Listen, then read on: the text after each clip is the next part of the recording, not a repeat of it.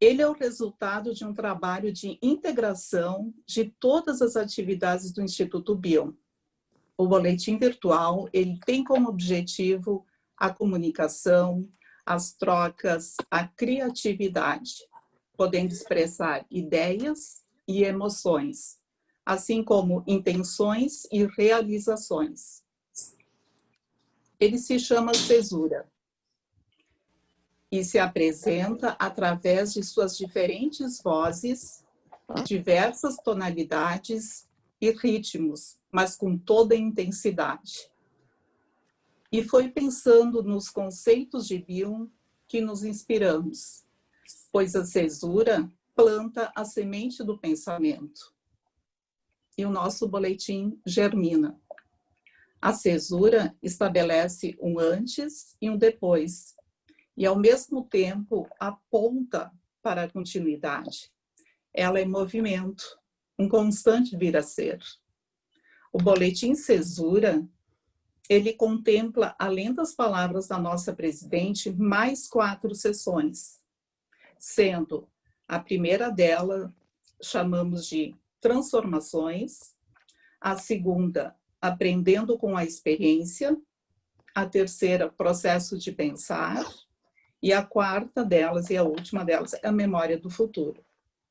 Então, eu vou chamar minhas colegas da comissão para falar um pouquinho de cada sessão, tá? Chamar a Valdirene para falar sobre a primeira delas, que é transformações. Val. Boa noite. A sessão Transformações pensa uma psicanálise que se refaz através do tempo e da imaginação. Não existe uma psicanálise ideal, mas uma psicanálise que está por vir a ser, através da arte, da criatividade, do conhecimento. A sessão Transformações tem o intuito de falar sobre esses novos pensamentos que vêm surgindo para dar conta da complexidade do mundo real.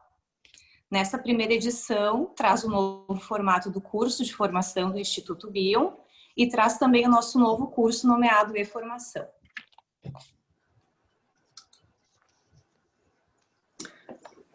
Então, agora, aprendendo com a experiência, a Roberta entrou. Eu acho que a Roberta deve estar tendo problemas para entrar, que ela me escreveu aqui. Não está me ouvindo? Ai, que bom! Eu achei que tu não tinha conseguido. Então, a nossa segunda sessão do boletim é o Aprendendo com a Experiência, que a Roberta vai falar um pouquinho sobre. Sim, boa noite, meu nome é Roberta.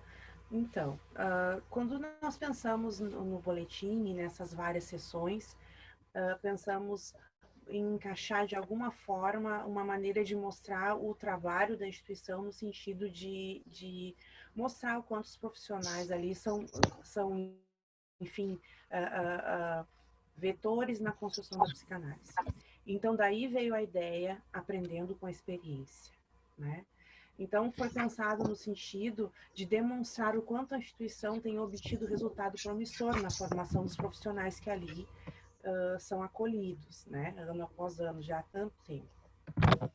Então, pensamos que o fruto do trabalho da instituição sempre vai ser a qualidade, a gente precisa focar nisso, mas também o afeto que é dispensado pelos colaboradores no decorrer do trabalho que ali é desenvolvido. Tem uma questão também de se colocar, né? De trabalhar no sentido de se doar. E quando nós pensamos em afeto no sentido não só do afago, né? Às vezes nós acabamos por confundir. Afeto para nós, no nosso pensamento, é o olhar, é a escuta, é a percepção, é a intuição, enfim, é o trabalho que é realizado por esses profissionais que estão em formação com o objetivo de difundir a psicanálise. Esse é o nosso trabalho, essa é a nossa paixão junto ao Instituto Bion. Foi assim que pensamos em demonstrar no boletim as experiências, né? Aprendendo com a experiência. Passo a palavra agora ao querido colega Rafael. Oi, gente, boa noite a todas e todos. É um prazer a gente estar reunido aqui hoje para lançar o boletim virtual Cesura.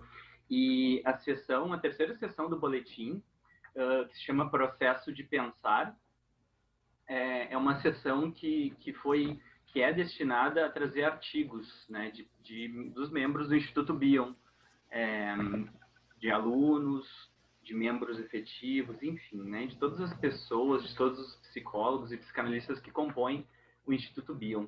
E como que surgiu essa sessão? Eu fiquei pensando sobre o nascimento dessa sessão dentro do boletim, que foi, até onde eu lembro, foi a última sessão assim, que surgiu, que nasceu. E eu fiquei pensando no quanto o surgimento dessa sessão tem tudo a ver com o próprio processo de pensar, como o Bion postula. Porque quando a gente estava organizando o boletim, pensando nos textos, como colocar, dimensionar, enfim, articular os conteúdos do boletim, a Luísa nos passou, no nosso grupo de biblioteca e publicações, que a Renata Lisboa, colega, tinha passado um mini artigo para inserir no boletim. E a gente estava pensando onde entra no boletim esse artigo. Que a gente tem, né, as outras sessões que a Val e a Roberta comentaram agora, né, detalharam para a gente. E aí a Luísa teve a ideia, trouxe assim, vamos colocar, porque como a gente está usando, cada sessão a gente está pensando e associando com termos e conceitos, ideias do Bion, a Luísa pensou na teoria do pensar. E dentro disso, a gente conversou no grupo e eu sugeri, então, a gente colocar o processo de pensar, para ficar mais específico ainda e não ficar com a ideia da teoria em si. E aí eu penso que tem tudo a ver porque, para o Bion, é a pressão dos pensamentos que faz com que surja o aparelho para pensar esses pensamentos. E foi nessa lógica, foi nesse sentido que aconteceu, assim, né? O próprio texto, o próprio artigo que chegou para a gente, para o grupo, para a gente inserir no boletim, veio como uma pré-concepção em busca de uma realização e precisou ser pensado, né? E foi dentro do grupo, com a ideia da Luísa, que a gente pensou essa sessão. E aí, nessa primeira edição, tem 4 artigos, mini artigos, que foram sendo inseridos, né? Um do Arnaldo Schuster, um do Júlio Valls, e também participei com um texto uma espécie de ensaio onde eu trago algumas ideias, assim, alguns pensamentos que relacionam essa hipótese do Bion, de que é a pressão dos pensamentos que suscita, né, e que impõe ao psiquismo que haja, né, que surja um aparelho para pensar esses pensamentos com o tempo que a gente vive de pandemia, especialmente que a gente viveu em 2020 e todas as transformações que ocorreram dentro do Instituto Bion e nas pessoas que constituem o Instituto Bion. Então, é uma sessão que, ao longo do tempo, a gente pretende que outras, e já fica aqui o convite, que outros colegas do Instituto Bion também possam colocar suas palavras, suas ideias em forma de artigos curtos para essa sessão. Então, todos convidados para ler o boletim e para participar também. Agora eu vou passar a palavra para a colega Gisele, que vai falar sobre a próxima e última sessão do nosso boletim.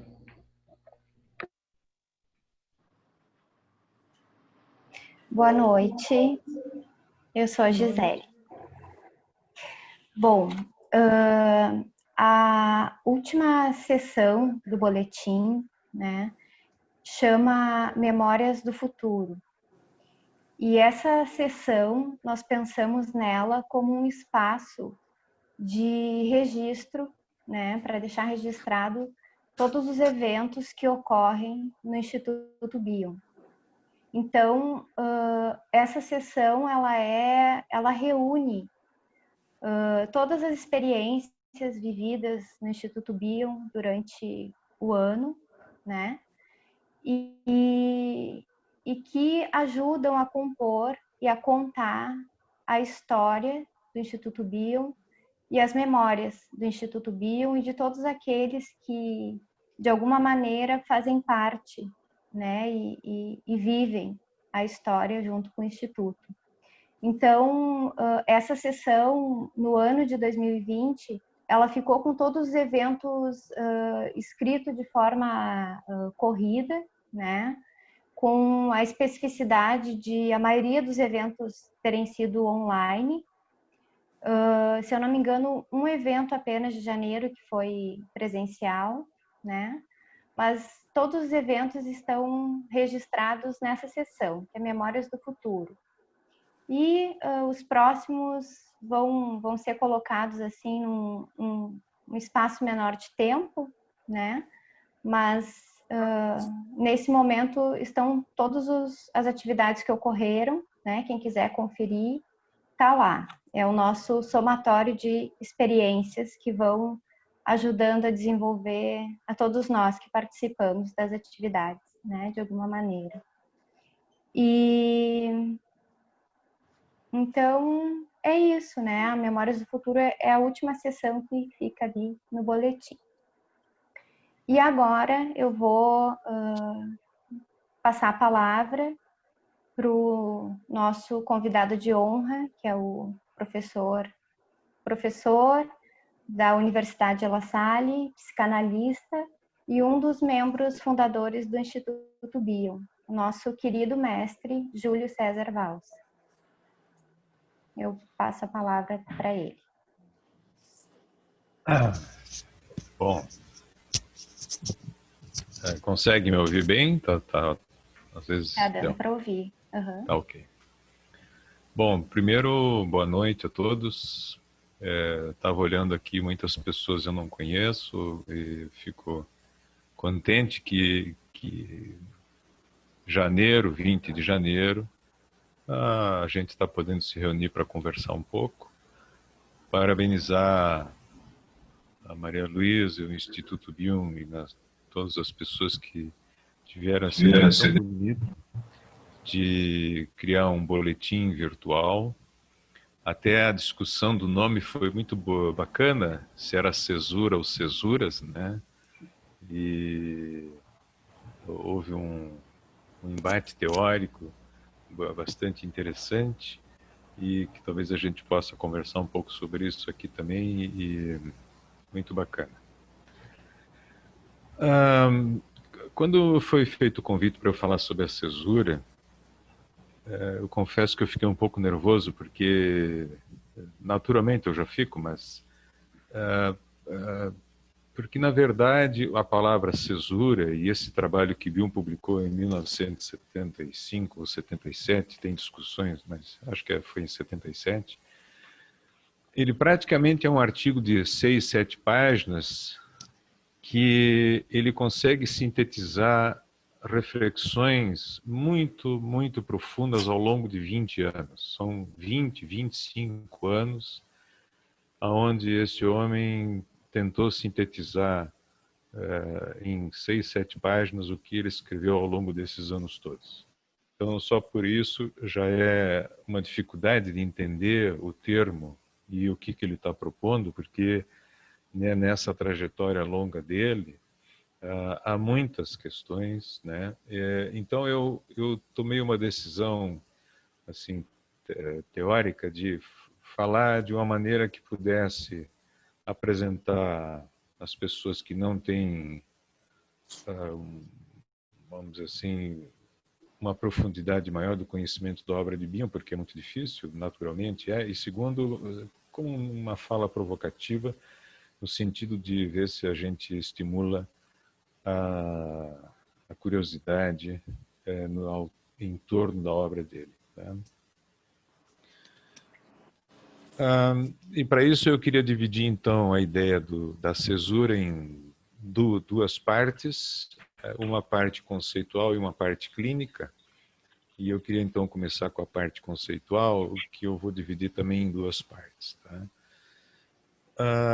A primeira ideia que talvez seja importante a gente entender é que, para Bion, o ser humano emerge do caos, do abismo, do vazio infinito e sem forma.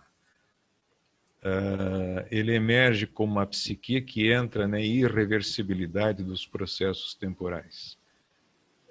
Essa ideia já é muito importante na obra dele, irreversibilidade essa ideia da irreversibilidade dos processos temporais.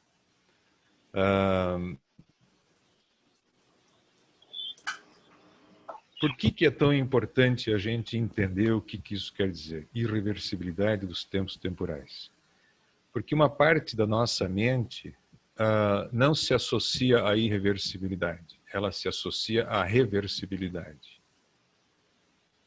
E uma das maneiras de a gente perceber essa associação à reversibilidade é aquilo que a gente comumente chama de onipotência do pensamento. A onipotência do pensamento é um estado mental onde que surge quando algo é feito, algo acontece, essa mente que a gente chama de reversível tenta consertar o passado. Não deveria ser assim, por que eu fiz isso? Eu estou gripado por causa que eu peguei vento encanado, não importa o que é. Por que eu agi assim, por que eu disse isso? Essa mente, que a gente chama de reversível, é um estado mental onipotente, que eu estou chamando de mente, mas na verdade para Bion a ideia de mente é outra coisa, não é essa reflexão cognitiva. Então, a primeira coisa que é importante a gente entender é que para Bion existe uma mente reversível, ou um estado mental que procura a reversibilidade, e uma mente que, quando é mente, se insere na irreversibilidade do tempo, que nós poderíamos chamar de sentimento de responsabilidade. Então, essa primeira distinção é importante e ela vai se clareando ao longo do tempo do que eu vou falando aqui. Essa flecha do tempo, comum a todas as partes do universo, organiza os processos fundamentais da natureza, a unidade e a diversidade. Unidade e diversidade também a gente pode traduzir por essência e fenômeno. Por exemplo, a gente diz que nuvem é nuvem, mas nenhuma nuvem é igual a outra. Mas como é que a gente pode traduzir um nome como uma unidade para um fenômeno que é distinto? Então, essa discussão entre unidade e diversidade, entre o todo e as partes, entre dentro, fora, etc., etc., também está em discussão quando a gente fala de cesura. Tá? A diversidade é testemunhada pela presença dos objetos produzidos por processos irreversíveis de não equilíbrio. E aqui, diferente de Freud, Bion propõe que a mente é um enredo em aberto, e não um conteúdo reprimido a ser descoberto. A mente está do lado da irreversibilidade do tempo e, portanto, da variabilidade, o tempo de Édipo e não o tempo de Laio, ou do oráculo que propõe a reversibilidade do tempo. Eu não sei o quanto vocês estão familiarizados com essa parte da história de Édipo. O Édipo propõe a irreversibilidade. O Édipo é o estado mental profano. O Laio é um estado mental sagrado ou que procura a reversibilidade. Por quê? Ele vai consultar o oráculo e o oráculo diz, olha, não, tu vai ter um filho, não te preocupa, só que o cara vai te matar quando crescer. Ao assumir a ideia de oráculo ou de destino e querer mudar o destino, é o que a gente chama de reversibilidade. Ele então age para mudar a história. Primeiro, como se ele soubesse, e ele sabe de uma forma oracular. Segundo, ao saber e saber de uma forma oracular, ele tenta interferir e mudar a história, ou seja, retira dos braços da mãe e filho, entrega um pastor de ovelhas para ser morto. E o pastor de ovelhas ficou com pena do menino e não o matou, entregou para os reis de Corinto, e depois aconteceu o que aconteceu. Vejam que a ideia de mente para Bion não está associada à reversibilidade, ela está associada à irreversibilidade. Quando a mente está trabalhando, ou quando a pessoa emocionalmente está trabalhando para a reversibilidade, ele não está num processo psíquico de alfa ou decrescimento, ele está num processo psíquico beta ou de negativo, usando a terminologia do Bion. Então, o inconsciente para Bion não é um conteúdo reprimido a ser conhecido. O inconsciente é uma expansão a ser observada e descoberta como experiência emocional, é uma posição de futuro como desconhecido sempre. E a gente tem que tolerar isso. Quem não tolera a experiência emocional de não saber vai ficar atrelado ao oráculo de Laia. Então, por isso que investigar a cesura não é investigar o analista, não é investigar analisando, não é o inconsciente, nem o consciente, não é a sanidade, nem a sanidade. É a cesura, o vínculo, a sinapse, o humor transitivo e intransitivo, usando as palavras de Bia. Quer dizer, restabelecer a qualidade mental da investigação dos fenômenos, justamente porque a mente é cesura. Ou ainda, que a cesura planta a semente do pensamento, como o Rafael colocou antes. Então, essa é a primeira ideia que eu queria dizer sobre o caráter conceitual do que ele estava falando, do que tem a ver a cesura, que é a ideia de que emerge do caos e se insere na irreversibilidade dos processos temporais. A segunda implicação da ideia conceitual de cesura é que Bion entende que os seres humanos não possuem uma relação natural ou linear com o conhecimento e o desejo de saber. Ou seja, o conhecimento não surge ou se constrói simplesmente pela necessidade. Ele gosta muito de usar o exemplo de que os egípcios não precisavam medir os campos do Vale do Nilo e não inventaram a geometria. Quer dizer, eles precisavam medir, mas eles não inventaram a geometria. Os gregos é que não tinham nada para medir e que inventaram a geometria. Os babilônicos, que acreditavam em astrologia, não criaram cálculos astronômicos, e sim os gregos. Ou seja, entre o desejo de saber e os interesses ou necessidades de uma pessoa ou de uma sociedade, há um hiato, uma cesura.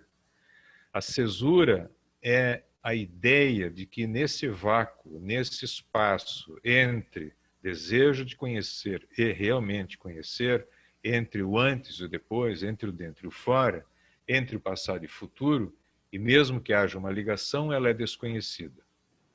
E ele apenas pode ser conhecido pela imaginação produtora e não pela busca pura e simples da causalidade linear. Isso de uma maneira muito simples, quando a gente conversa, ou com a gente mesmo, com outras pessoas, a gente se pergunta, vem cá, por que eu fiquei doente? Essa pergunta, por que eu fiquei doente, ela está montada na ideia da reversibilidade. Porque como eu não aceito o trágico da vida, que é estar doente, eu quero indiretamente ou diretamente não estar doente.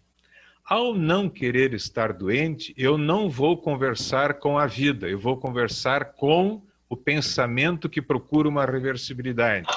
E, portanto, eu vou estar construindo um discurso, entre aspas, delirante, com uma premissa falsa, obviamente, e que vai culminar sempre com um juízo moral. Não poderia ser assim.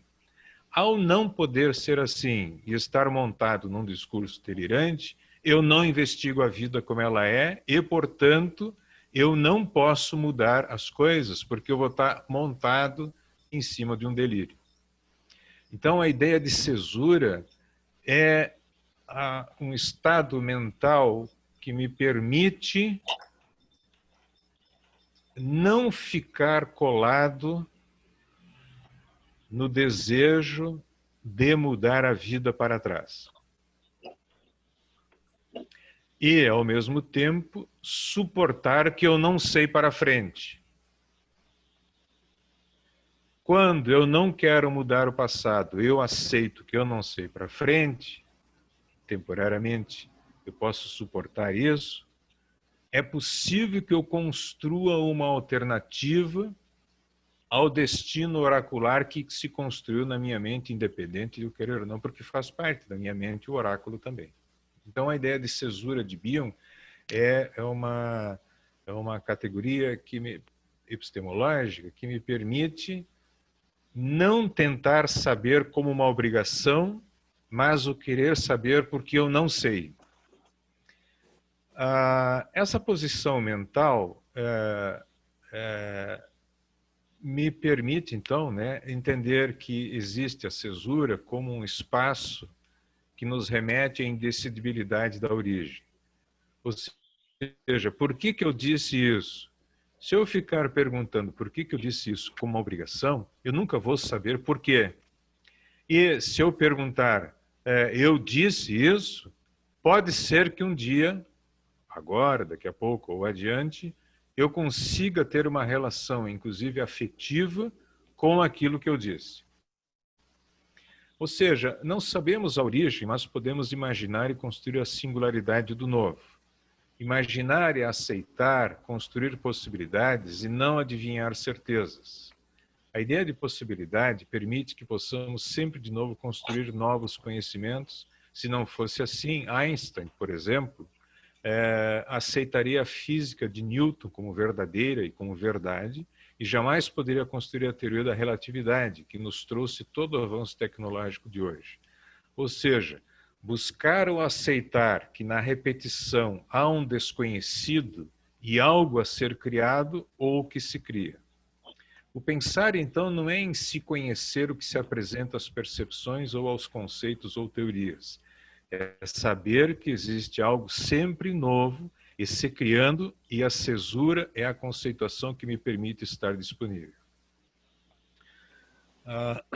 Às vezes eu dou aula no doutorado da medicina ali na URGS, eu dou aula de teoria do conhecimento lá, e aplicada à psiquiatria ou à medicina, e tem um amigo meu que é físico, que eu levo ele para dar 2 ou 3 aulas, e ele sempre diz assim para o pessoal da medicina: o cara, quando começa a estudar física, ele sabe de largada que o que ele está mostrando e defendendo não é verdade, é uma aproximação.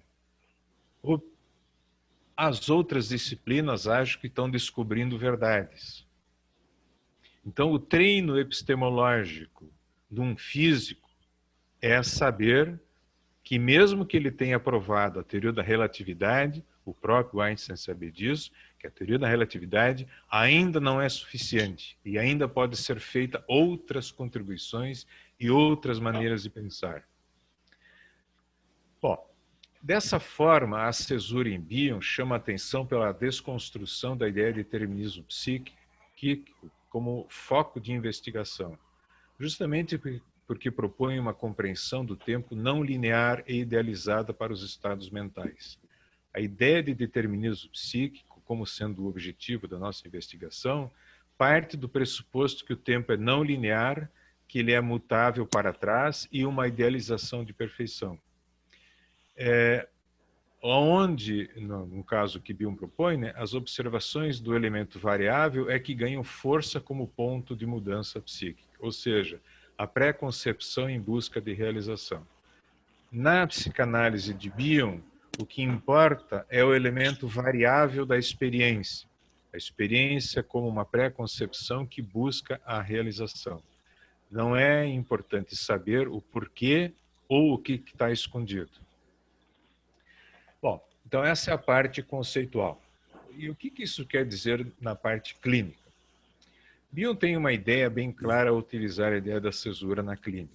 A transferência foi e é o centro da técnica e da observação analítica desde os seus primórdios. Talvez pelo excesso de uso de reflexão e de grandes desgastes teóricos, alguns vícios precisariam ser sacudidos, de acordo com Bion. Nesse sentido geral, aquilo que Freud chamava de transferência, bem como Melanie Klein e muitos outros autores, seria o que Bion chama de transferido.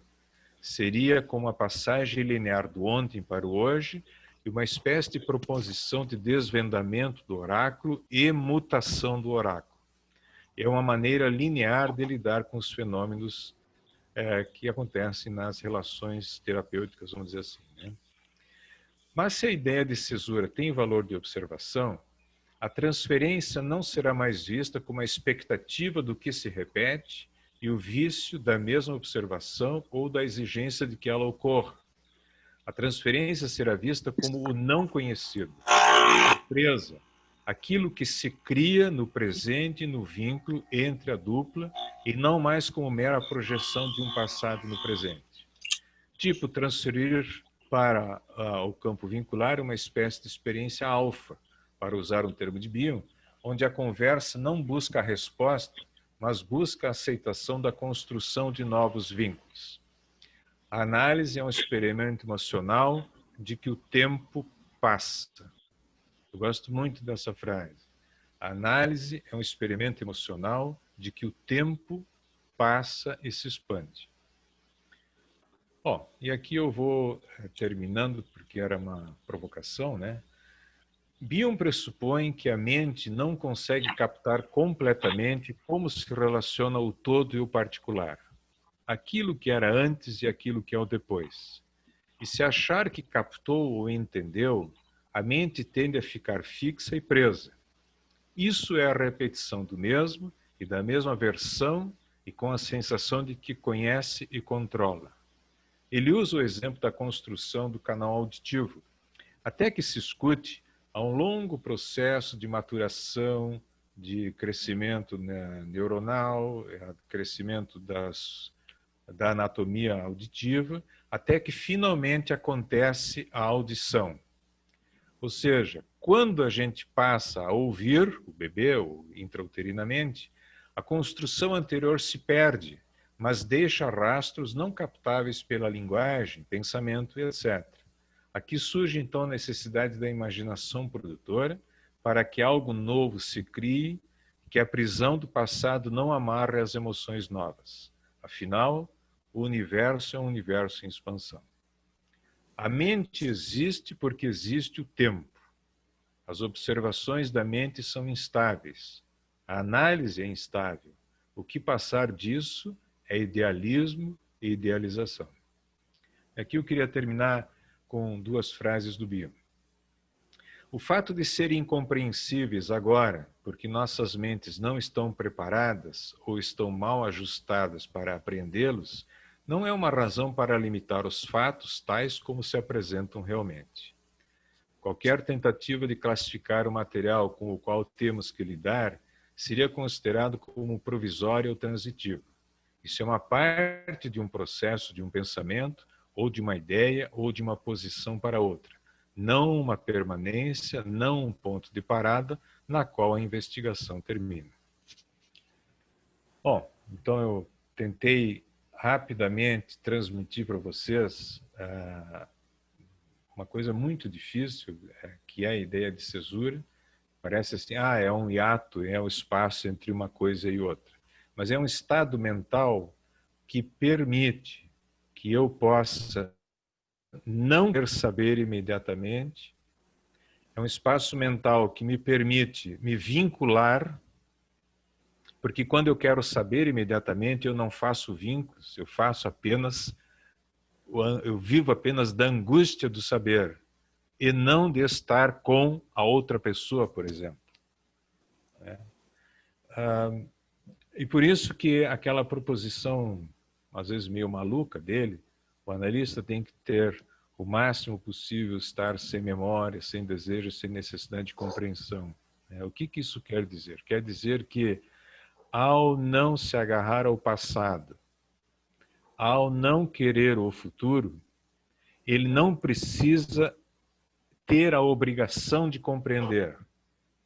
Ao não ter a obrigação de compreender, ele pode estar aberto para algo que a compreensão ou a obrigação não acessa. Este lugar da não obrigação do estado mental é o que Bion chama de mente. A mente produtora, que me permite poder sair do oráculo da repetição, se é que ele existe, mas o oráculo da repetição, esta mente só é possível se eu tolero a angústia de não saber. O que não é fácil. Nós sabemos que como a vida é desamparo, naturalmente desamparo, diante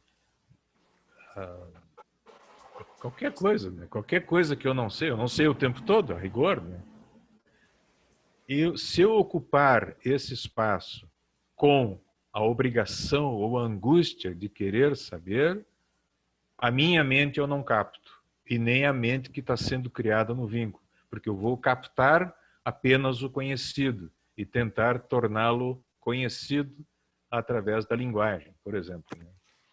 Nesse sentido, realmente a obra de Bion é muito interessante, é muito bonita, e não é muito simples, porque ela A psicanálise por si só já foge ao senso comum, né? Imagine o caso do pequeno Hans. O menino tem medo de cavalo e o Freud vai dizer que o medo dele não era de cavalo. Isso por si só já é doido, né? Tem toda uma teoria, mas dizer que o menino que tem medo de cavalo, o que ele tem não é medo de cavalo, isso já é, vou dizer, isso já não é para qualquer um para entender. Agora, vem um outro chamado Wilfried Bion, que diz que a obrigação de conhecer me impede de conhecer algo novo. É mais difícil ainda. E se a gente pudesse, nos nossos consultórios, né, exercitar isso com nossos pacientes, porque quando a pessoa está em estado mental com dificuldade, ele vem com a obrigação e a necessidade de saber e exigir que a gente saiba. Nesse estado mental, a gente não tem muito o que fazer. E nós vamos ter que achar um jeito, e temos que achar um jeito de que, nessa obrigação que surge pela angústia do sofrimento mental que a pessoa está instaurada, de ela poder suportar um tempo aonde o grau de confiança que ele possa ter na gente permita que ele transite esse momento inicial aonde ele não vai ter a resposta que ele está querendo, porque a gente tem que ajudar ele a formular outras perguntas. Como diz o poeta, que Bion gosta muito, a resposta é a desgraça da pergunta. Então, a cesura é uma espécie de estado mental que suporta a pergunta manter-se como pergunta.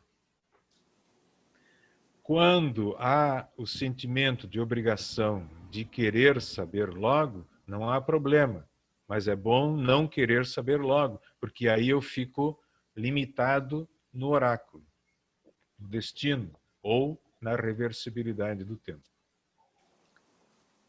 Bom, era mais ou menos isso que eu queria preparar, porque a minha ideia era provocar vocês a ficarem com vontade de estudar a obra de Bion e a cesura, porque não é brincadeira, é um negócio complicadíssimo, é angustiante, mas depois que a gente entende, a gente consegue sair da obrigação do querer saber para a construção de algo novo. Ele tem no livro Atenção e Interpretação, a primeira frase dele é a seguinte: interpretar é preciso, o que não é preciso é precisar interpretar. Essa é uma maneira de pensar a cesura. Quando vem a necessidade da interpretação, nós vamos ir para a reversibilidade do tempo. Quando a gente suporta essa pressão gerada pelo predador, que é tentar controlar a vida, a gente consegue criar alguma coisa nova. Tá bonitinha essa minha conversa, né? Mas espero que tenha ajudado vocês a poder gostar e se interessar por um cara genial que foi o Bion.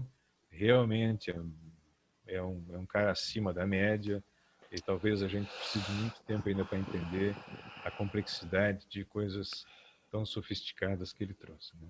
Obrigado. Obrigada, Júlio. Abrimos para as perguntas, então.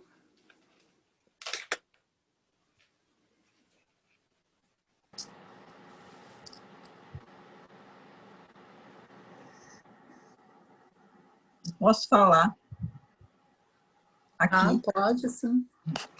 Eu queria parabenizar todos vocês e parabenizar essa fala do Júlio, doutor Júlio, que foi assim foi algo que eu vinha de um dia tão atribulado, cheio de coisa, e cheguei aqui, estou leve, flutuando na censura. Então, eu queria parabenizar. Sempre o Instituto Bio tem dado muita coisa boa, mas hoje foi assim, belo mesmo, sabe? Foi poético. Dá vontade de dar um mergulho e ir lá, ficar flutuando, mergulhar, flutuar e mergulhar. Parabéns.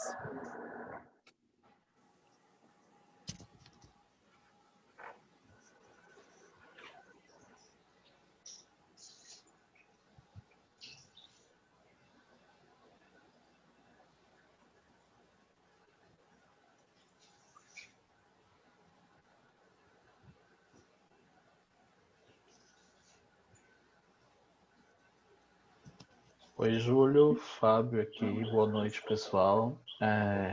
Assim como a colega, eu também gostaria de te parabenizar pela fala, porque é realmente uma tarefa difícil, né? Falar de um tema, para mim, pelo menos, considero muito complexo, de uma forma que me pareceu didática e que, pelo menos para mim, assim como disse a colega, permitiu que novos pensamentos pudessem surgir, né? Então, parabéns a você e parabéns mais uma vez ao Instituto Bion pela qualidade dos eventos que proporcionam. Eu vou aproveitar uma coisa que me ocorreu agora.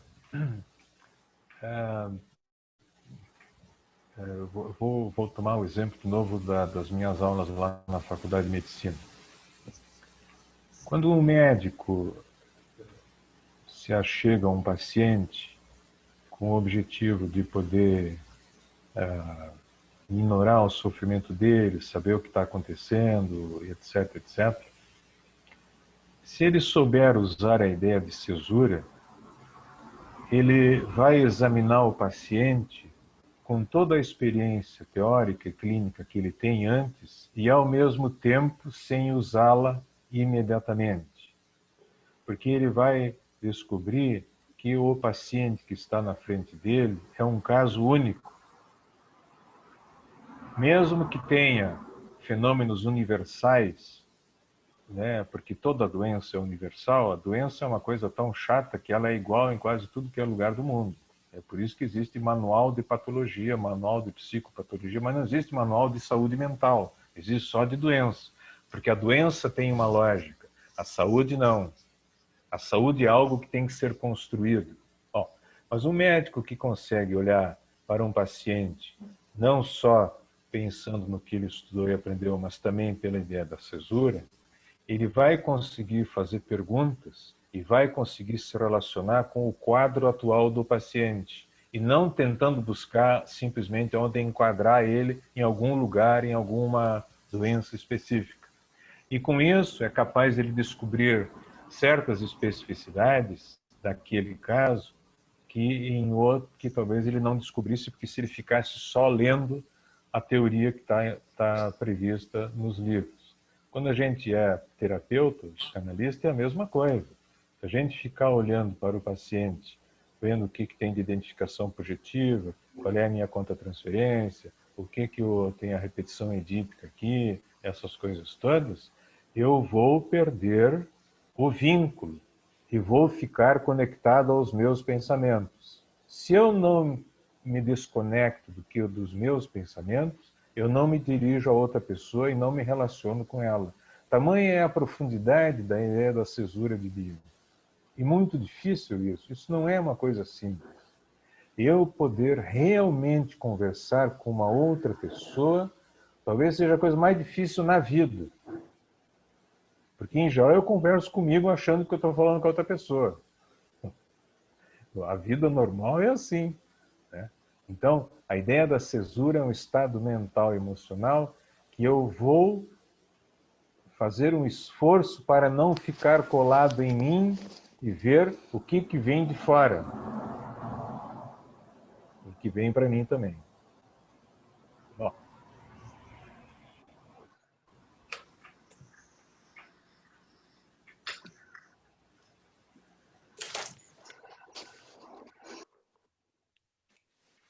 Tem uma pergunta da Paula Facini. Ela gostaria de perguntar ao Júlio que explique mais sobre a mente se cria no vínculo. A mente que se cria no vínculo. Dá mais umas 3 horas de conversa. Isso. Vamos ver se eu consigo ser didático. O Bion tem uma ideia bonita que todo vínculo produz turbulência emocional. A turbulência, ela é captável quando, percebida, né? Quando nós nos relacionamos realmente com outra pessoa. Quando a gente se relaciona realmente com outra pessoa, ou a realidade, não precisa ser pessoa, pode ser uma coisa, no interjogo de um e outro se produz algo. Este algo é que passa a ser objeto de investigação também do trabalho analítico. O que se produz não é o que aconteceu como projeção. O que se produz é que eu sou uma temporalidade, a outra pessoa é uma temporalidade, e esses dois tempos produzem um terceiro tempo. Né? Dizendo de maneira bem simples, eu sou uma pessoa...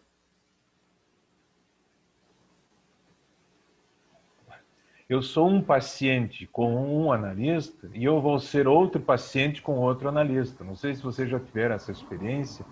Quer dizer, eu sou um tipo de pessoa com alguém e eu vou ser outro tipo de pessoa com outra pessoa. Num ambiente surgem coisas minhas e no outro ambiente surgem outras coisas. Isso é um pouco do que é uma mente que se produz. Nós podemos olhar isso pelo lado da reversibilidade e saber, olha, o meu padrão comportamental é esse, parará, parará, parará. Isso não interessa para Bion. Bion diz isso, não é que não interessa, é que isso não faz mudança psíquica. O que faz mudança psíquica é um estado mental onde eu saiba e reconheça que tem algo novo que eu não conhecia. Isso faz uma mudança psíquica.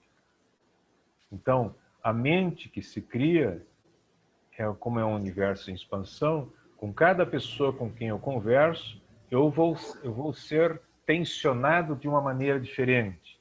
E a outra pessoa também. E essas duas tensões vão produzir um terceiro, que é a mente.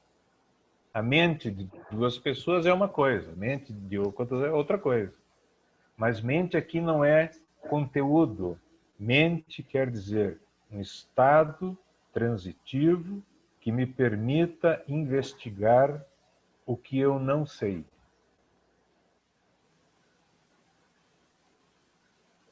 Hoje eu estou sintético, né? Não sei se eu ajudei a Paola, mas... Eu poderia fazer uma pergunta? Claro. Quero parabenizar o Instituto Bion, que eu conheci a partir de eventos de qualidade como este. E a minha pergunta é sobre a questão da alucinose.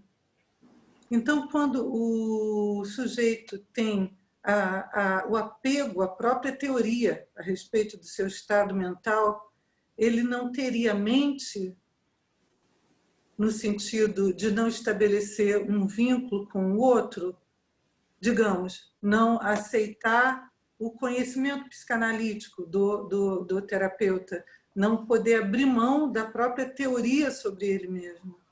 Né? Essa questão da alucinose, como é que ela se coloca em relação à mente e em relação aos vínculos?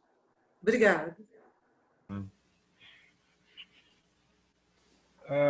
No livro das transformações, Bion tem uma ideia tem essa ideia da alucinose como o grau mais complexo e elevado do quadro patológico, vamos dizer assim, né? Onde a pessoa, vamos dizer assim, está mais em si mesmada, que é vamos dizer assim, os quadros graves quase que psicóticos também, né? A pessoa ela não se relaciona, não é que não se relaciona, ela não aprende com a experiência. A alucinose é um estado mental onde a pessoa repete-se a si mesma e o outro não se torna um interlocutor. Nesse sentido, na alucinose não há cesura, né? A cesura não é experimentada. Porque não há um hiato, não há uma distância entre uma coisa e outra, há apenas uma certeza. O menino vai crescer e vai me matar. Se eu tenho certeza que o menino vai crescer e vai me matar, ele vai me matar. Porque eu não vou tratar ele com amor, eu vou tratar ele com ódio e vingança. Um pai que não acredita que o filho vai matar, e tem certeza que isso não vai acontecer, e vai ser um pai amoroso. Agora, se ele acredita que o filho dele vai matar ele, de largada ele já vai se vingar do menino. Isso é alucinose. Não há um espaço entre aquilo que eu penso e aquilo que eu acho que pode acontecer. Nada se cria, né? Não sei se eu te ajudei, Manola, nessa consideração. Muito obrigada. Tem a pergunta da Priscila Dalmorim Carvalho. Gostaria de perguntar se a teoria de Bill se aproximaria da fenomenologia, no sentido de tentar conhecer o objeto. Sim, o Bill a gente poderia considerar ele um fenomenologista. Acho que Merleau-Ponty gostaria bastante do Bill, mas não no sentido da obrigação de conhecer o objeto, no sentido da curiosidade em relação a algo além de mim. O conhecimento que surge pela curiosidade, nesse sentido, Bill, ele é mais, eu acho que ele acrescenta até a fenomenologia, porque para ele o conhecimento é curiosidade. E para eu ser curioso, eu não posso ter certeza, eu posso ter curiosidade. Quando eu tenho certeza, eu deixo de ser curioso. Para eu ser curioso, eu tenho que saber que pode não ser como eu penso. Mas eu sei que tem alguma coisa ali, né? E é isso que Bill chama de o vigor da pré-concepção. O vigor da pré-concepção quer dizer que a gente tem um estado mental não saturado na largada. E manter esse vigor de não saturação na largada é que me permite sustentar essa emoção chamada cesura.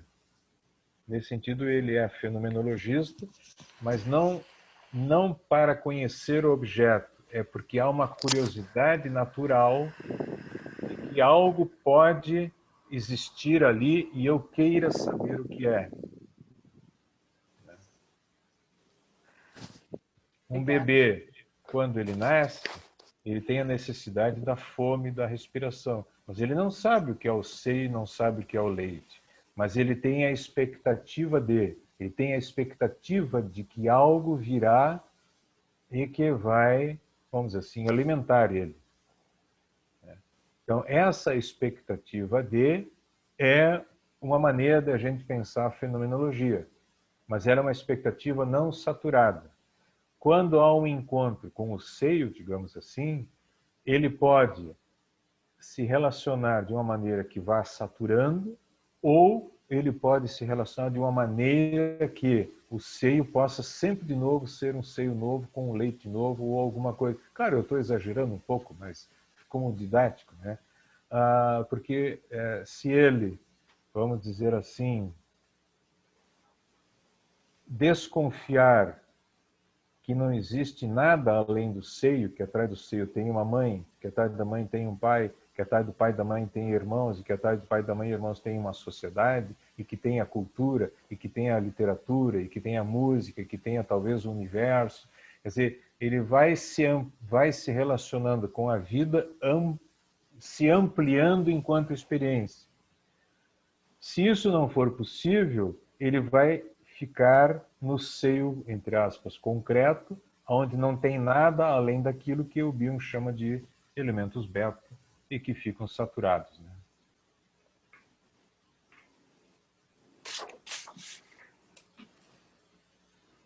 Obrigada. Não sei se eu posso perguntar, Júlio. Maria Beatriz, do Círculo Psicanalítico. Tudo bem, Júlio? Tudo bom? Como fica essa questão? Tu falava da transferência, né, dessa experiência, desse aspecto de não buscar resposta, né, com um tipo de pacientes que a gente trabalha atualmente que não são pacientes neuróticos, né, são pacientes que vivem nas bordas, eu diria assim, com problemas sérios no sentido de limites, né, no que diz respeito também à separação, à aproximação, em termos de castração. Então, é angustiante, sabe, de certo modo, né, olhar para isso, quer dizer, para essa expansão do campo, né, e para essa possibilidade da gente ter uma abertura enquanto analista para suportar, né, suportar esse tipo de né? E sofrimento psíquico. Como é que fica essa questão nessa perspectiva que tu coloca da cesura, né? Sei lá, uma pergunta. Muito obrigada, viu? Foi excelente tua fala. Muito obrigada. Obrigada, Magda, também. Bom, quadros clínicos, Maria Beatriz, sempre são quadros clínicos graves, né? Sempre com grande dificuldade. Então,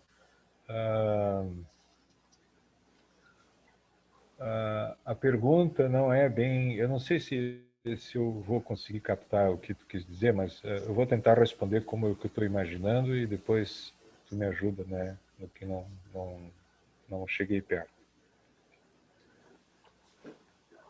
Se a mente é um universo em expansão, estados mentais mais patológicos têm uma intolerância à expansão. Então, vamos dizer assim, quadros borderline, o que a gente chama de patologia do vazio, ou, sei lá, dependências químicas, ou, enfim, né, quadros graves, né? Que por si só, eles já têm uma grande dificuldade de vínculo.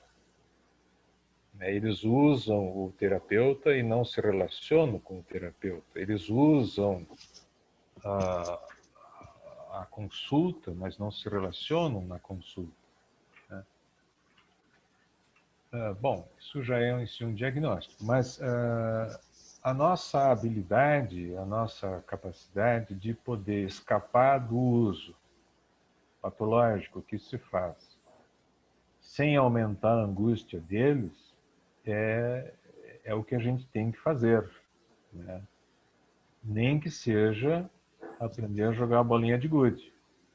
Né? Nem que seja poder conversar com a intolerância de, olha, eu não sei como é que eu vou fazer se eu não tomar meu copo de cachaça agora ao meio-dia, eu não sei o que eu vou fazer. Ajudar a imaginar que eu não, quer dizer, não saber o que vai fazer já é a construção de uma saída. Porque se ele não imaginasse que ele não sabe o que fazer, ele já saberia o que ia fazer, que é beber. Então, existem, digamos assim, artimanhas teóricas na obra de Wien que são muito bonitas, né?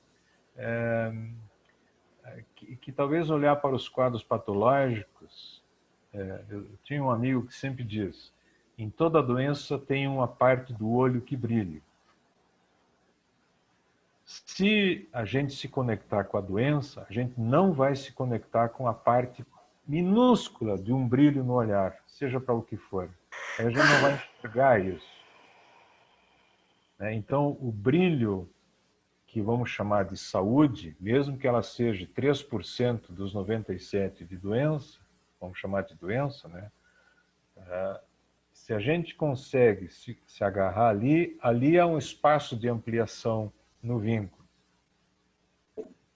Então, acho que o Bion permite a gente acreditar que a saúde, mesmo oculta, é a única saída, mesmo que ela seja absolutamente mínima naquele momento. Né? E a doença, eu vou chamar de doença e saúde de uma maneira didática, tá? Não é uma questão médica, é doença e saúde.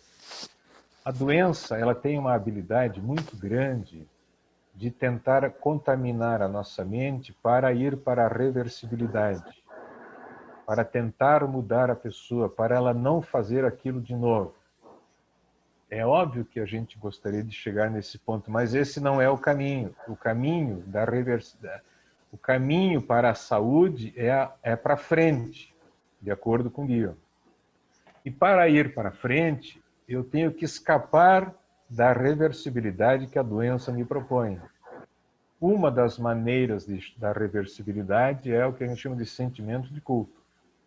O sentimento de culpa é um delírio que a humanidade construiu como uma forma de tentar mudar o passado. E as pessoas dizem, me sinto muito culpado por tudo o que eu fiz e não sei o quê. Claro, a pessoa diz isso, mas ela está dizendo delirantemente que ela não queria ter feito. Se ela não queria ter feito, ela jamais vai poder se conhecer como alguém que fez.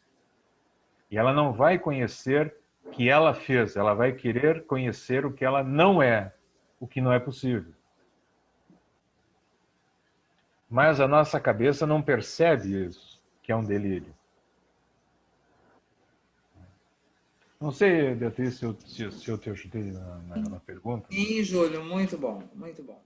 Gostei muito quando tu fala assim que sempre tem uma parte do olho que brilha. É isso. Sempre tem uma parte do olho que brilha. Eu vou dizer, às vezes, com casos graves, assim, né, eu faço de conta que eu estou prestando atenção no jogo do Inter, que vai jogar daqui a pouquinho, está jogando, eu presto atenção na nuvem que está dando, porque é um jeito que eu achei para não ficar colado na doença do cara. De repente, ele vai dizer um tom, ele vai dizer uma sonoridade, né? O Davi Maldavis, que ele imaginava notas musicais na fala dos pacientes, né? As tonalidades, para ver se tem uma tonalidade não dissonante, uma tonalidade de saúde que a gente possa se agarrar, e o cara volta para a consulta, né? Perfeito, muito obrigada. Muito obrigada, excelente.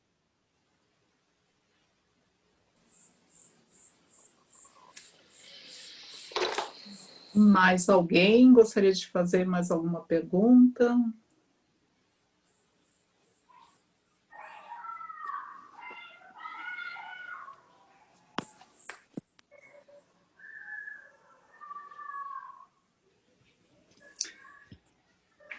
Então, eu gostaria de aproveitar. Oi, Magda? Eu quero falar um pouquinho, não sei se tu já vai encerrar. Não, pode falar. Primeiro, assim, dizer da minha alegria de ver a diretoria de Biblioteca e Publicações fazer um trabalho tão bonito, né? E vocês não percam de dar uma olhadinha no boletim.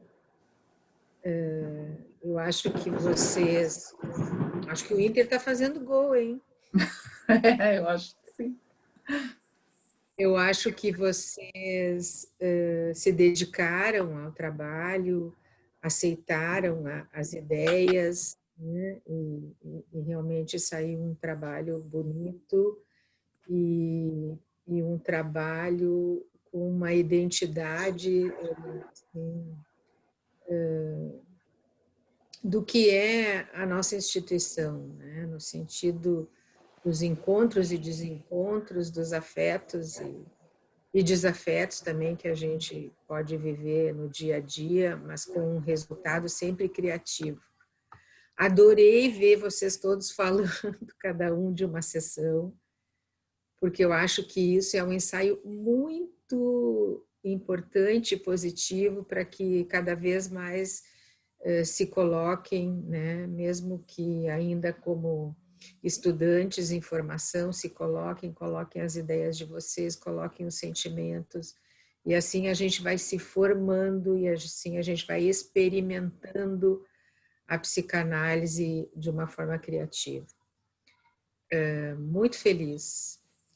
E aí eu acho que o Júlio fechou com chave de ouro, assim, ele tem a grande capacidade de falar de uma coisa super difícil de uma forma didática, né? Quero também agradecer a ele. Acho que sempre que a gente escuta sobre um conceito difícil, sobre um conceito tão abstrato, dessa forma didática a gente consegue sair, né? Com novos pensamentos, vamos dizer assim.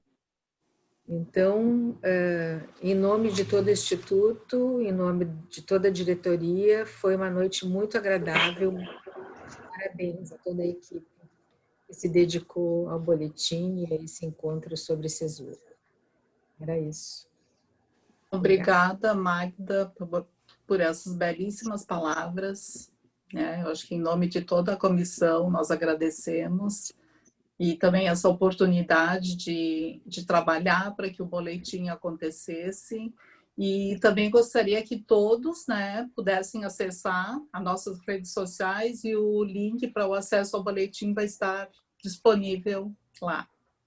E, Júlio, muito obrigada mais uma vez. Eu acho que tu nos dá uma aula, nos instiga a querer saber cada vez mais, né? sobre esse tema que a gente acabou escolhendo, né, para o nosso nome, do nosso boletim. Muito obrigada e obrigada a todos e tenham uma boa noite. Obrigada a todos. Uma ótima noite. O link ficou no bate-papo também, no boletim, para quem quiser conferir ainda hoje. Obrigada, pessoal. Boa noite. Obrigada. Boa noite. Boa noite, obrigada. Maravilhoso, como sempre, ouvir você. Apareça, Adriana, apareça. Volte a sua casa. Pode deixar. Agora tô no WhatsApp, vou poder saber de mais coisas. Obrigada. Ótimo. Obrigada, Beijo. Adriana. Obrigada a todos que participaram, que estão sempre aí com a gente. Boa noite. Boa noite. Boa noite a todos. Obrigada.